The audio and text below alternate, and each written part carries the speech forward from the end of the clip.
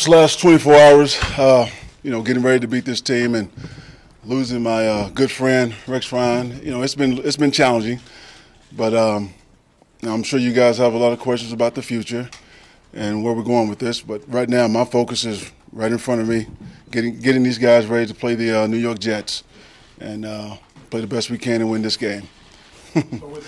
Cordell Jones right now. I'm sorry, I said not Cordell, but E.J. Manuel. Why?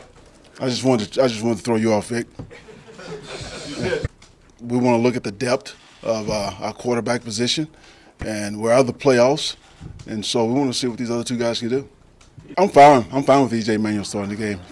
For me, it's always the next man up. If Tyrod Taylor pulled the hamstring, we would be going with E.J. So that's kind of my approach. I don't know about that yet. We're going to see how the week go, and all three guys could be up, possibly. I don't. As far as a permanent head coaching job, I'm really not thinking that far down the road because I don't want to miss out on anything right now. I want to stay in the now, and like I said, I want to get this team ready, Vic, to go out and play the best we can to beat the New York Jets.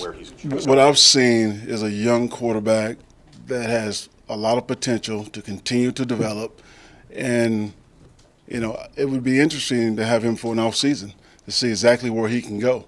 There are some things you're asking him to do during the season that a quarterback's just not going to do, because there's some trust there. And you get that in OTAs and minicamp and training camp, but it's hard to get a guy to do something, to trust it during a game when everybody's trying to win. Like what?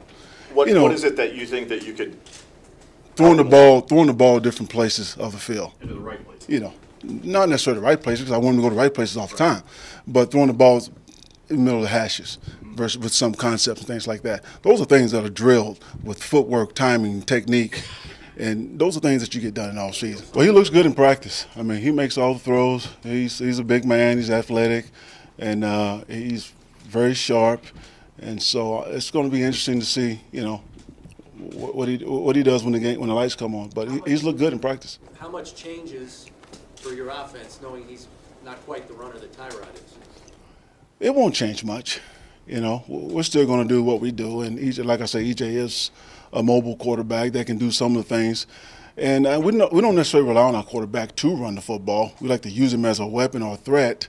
But if he chooses to keep it on a couple of replays, then that's fine. We obviously him being my head coach and a friend, I wanted him to get more time. But this is a business, As much as I like to think football is a relationship business, there's a business side of it. And ownership made that decision, and, there's nothing we can do about that. That's not up to me. Move forward to decide if that's fair or not. I don't do the evaluations of us.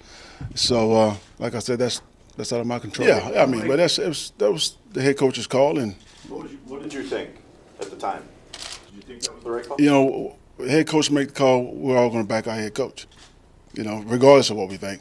In my mind, I've been offense coordinator for a long time. I've been calling plays for a long time on the sidelines, but, it's my job to support the guy that's above me. $30 million there. Yeah, I don't know about that. Yeah, I wasn't in that meeting when that decision was made, so I don't know. How did Tyrod react to the news? Oh, disappointed. Oh, he's a competitor. He wants to play, but he understands. Wait a minute. What decision in what room weren't you involved with? I'm unclear about. I'm not clear about where you're going.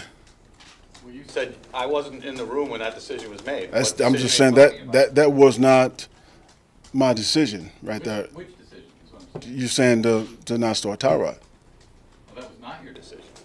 That's what you asked me. Yeah. You said earlier it was our decision, and now you're saying you weren't involved in the decision not to play Tyrod. I'm just asking for clarification. Like I say, he pulled his hamstring. Next man up. We're moving on. So it has nothing to do with the $30 million if he gets seriously hurt. I can't speak for the owner. I can't speak for the GM. They have to speak for themselves.